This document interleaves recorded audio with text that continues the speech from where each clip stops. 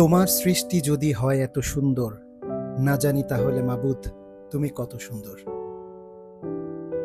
মালয়েশিয়ার কুয়ালালামপুরে আমার বাসা 24 তলার উপরে। এই মুহূর্তে যে দৃশ্যটা আপনারা দেখছেন, ওই দূরে দেখেন, দেখা যাচ্ছে ওইখান থেকে বৃষ্টি হচ্ছে, কিন্তু এখনো পর্যন্ত কিন্তু বৃষ্টিটা আমার বাসার কাছে এসে পৌঁছায়নি। আমার কাছে এই দৃশ্যটা দেখতে খুব ভালো লাগে, খুব।